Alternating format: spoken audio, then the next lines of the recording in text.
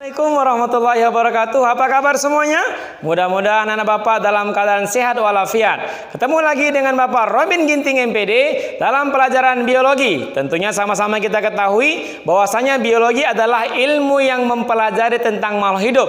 Jadi untuk lebih memahami tentang makhluk hidup dan kehidupan kita, mari simak terus materi-materi Bapak sampaikan atas videonya. Jangan lupa di subscribe, di like, dan di komen. Demikian, Assalamualaikum warahmatullahi wabarakatuh. Oke, alhamdulillah, bersyukur kepada Allah Subhanahu wa taala. Kita lanjutkan materi kita, yaitu pengelolaan sampah dengan sistem 3R. Apa itu 3R?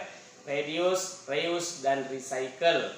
Tentunya anak Bapak dirahmati Allah Subhanahu wa taala, tanpa kita sadari kita termasuk orang-orang yang berpeluang untuk menyumbangkan sampah-sampah yang ada sekitar lingkungan kita ataupun di sekitar rumah kita. Maka dasar hukum pengelolaan sampah, Undang-Undang Nomor 18 Tahun 2008 tentang pengelolaan sampah, Peraturan Pemerintah Nomor 81 Tahun 2012 tentang pengelolaan sampah rumah tangga dan sampah sejenis sampah rumah tangga.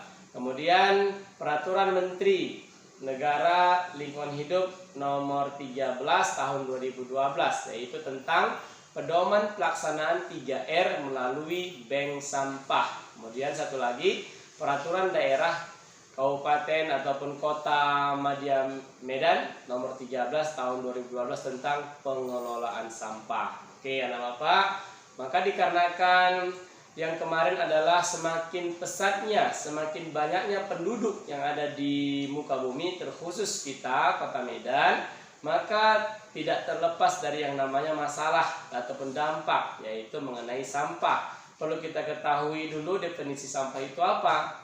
Ada yang tahu? Ya, benar. Sampah adalah sisa kegiatan sehari-hari yang dihasilkan oleh manusia atau proses alam yang berbentuk padatan, cairan, ataupun dalam bentuk gas. Kemudian, anak Bapak dirahmati Allah Subhanahu wa taala, sampah ini adalah suatu masalah ketika tidak bisa dikendalikan ataupun tidak bisa dimanfaatkan untuk kebutuhan kita, bahkan menimbulkan penyakit. Kenapa? Karena sampah akan mengalami proses fermentasi ataupun pembusukan yang menghasilkan aroma tidak sedap, dan sebahagian sampah tidak bisa langsung diuraikan oleh yang namanya bakteri. Maka dalam hal ini kita akan sampaikan bagaimana cara pengelolaan sampah tersebut. Maka sebelum kita kelola, ada tahapan-tahapan yang harus kita ketahui bersama, yaitu penanganan sampah meliputi tahapan ataupun kegiatan sebagai berikut. Yang pertama, pemilihan sampah. Kemudian yang kedua, pengumpulannya. Yang ketiga, pengangkutan. Yang keempat, pengolahan. Dan yang kelima, proses akhir sampah. Kemudian berikutnya, bahwasanya pengelolaan sampah ini tanggung jawab siapa? Dirimu, diriku? Tidak ya.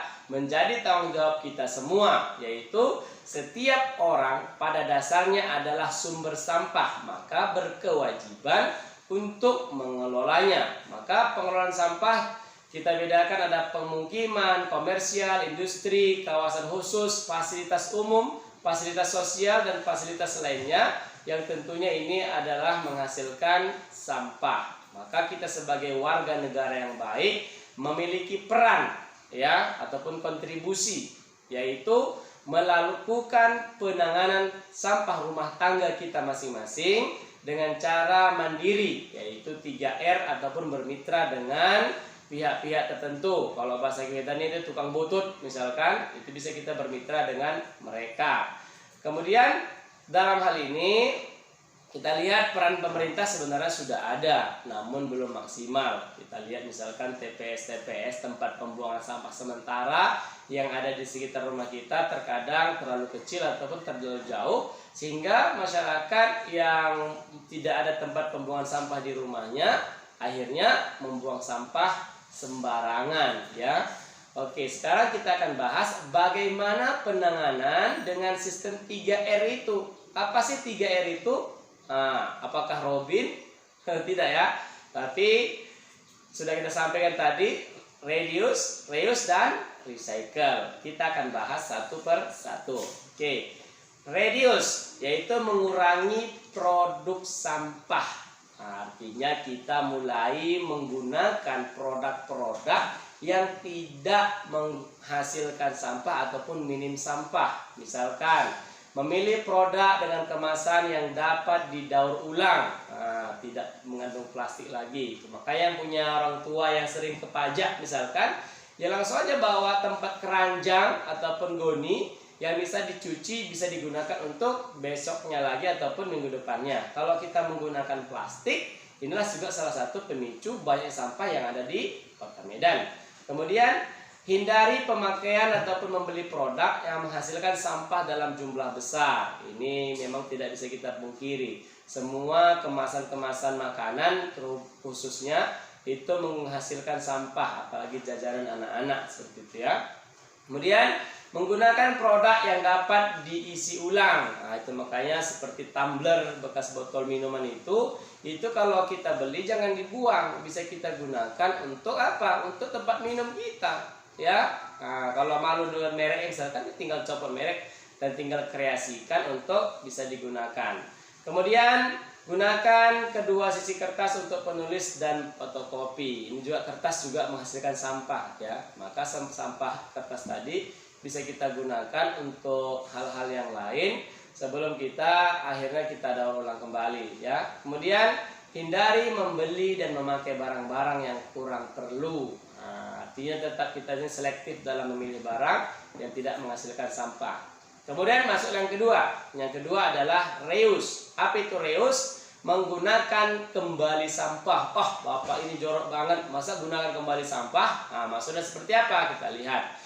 Pilihlah wadah ataupun kantung ataupun yang dapat kita gunakan beberapa kali ataupun berulang-ulang. Nah, sama seperti Bapak bilang tadi, seperti botol kemasan minuman itu bisa kita setelah habis bisa kita cuci bersih, kita gunakan untuk berikutnya. Itu maksudnya diulang ya. Kemudian gunakan kembali wadah ataupun kemasan yang telah kosong untuk fungsi yang sama ataupun fungsi yang lainnya. Nah, sama seperti kita lihat untuk beberapa benda bisa kita gunakan untuk tempat lainnya seperti tempat sabun di kamar mandi, bisa kita potong bekas botol minuman itu, kita potong sebagian tengah, kita sayat baru kita gantung di kamar mandi kita. Tempat apa? Tempat sikat gigi, misalkan odol gigi, misalkan itu bisa kita gunakan kembali produk-produk bekas yang telah kita gunakan.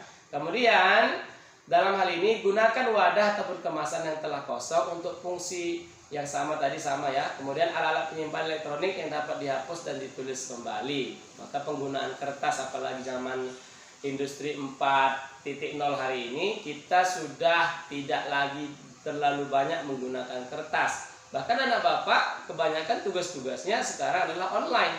Dikarenakan apa? Ini adalah fasenya hari ini. Kita menggunakan fasilitas teknologi untuk menghindari yang namanya sampah berupa kertas. Kemudian yang terakhir adalah recycle. Apa itu? Daur ulang sampah. Bisa daur ulang Pak? Bisa banget. Contoh sampah apa Pak? Sampah kertas. Itu bisa kita ulang kembali. Kemudian sampah plastik ya kita daur ulang. Tentunya sampah plastik yang bisa daur ulang jenis plastiknya tertentu, tidak semua ya. Kemudian dalam hal ini sampah juga dibedakan menjadi dua ya berdasarkan sifat terurainya. Sampah organik dan sampah anorganik. Sampah organik itu adalah sampah yang bisa diuraikan oleh bakteri dengan mudah. Contohnya apa? Sampah sayur-sayuran di rumah kita. Kan nggak mungkin mama kita beli sayuran semua dimasak sama akar-akarnya kan? Sama kulit-kulitnya, tidak.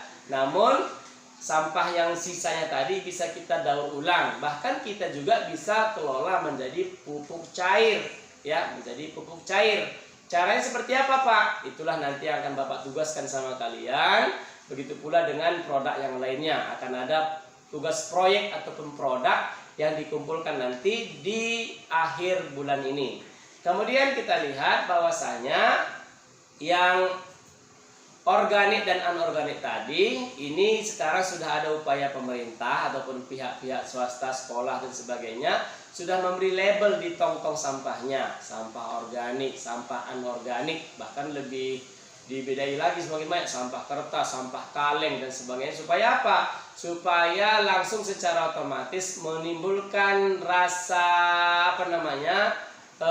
bertanggung jawabnya seseorang untuk meletakkan ataupun menempatkan barang-barang sebagaimana yang telah dibuat menurut labelnya. Namun masalahnya sekarang adalah setelah dipisah-pisah berdasarkan jenis sampahnya, namun ketika diangkut oleh tukang angkat sampah ataupun petugasnya, disatukan kembali di tempat pembuangan akhirnya. Nah, inilah yang kurang kerjasama yang baik antara pihak yang sudah melakukan pemisahan sampah, namun di TPA akhirnya itu disatukan kembali, akhirnya tidak pernah berujung dengan baik, sehingga Kota Medan juga termasuk memiliki masalah yang belum selesai hari ini adalah masalah sampah. Maka mudah-mudahan dalam hal ini pemerintah bisa bekerja sama dengan pihak-pihak tertentu, ahli-ahli biologi misalkan, yang dapat menguraikan sampah organiknya menjadi yang bermanfaat, menjadi pupuk cair dan sebagainya. Kemudian juga menjalin kerjasama dengan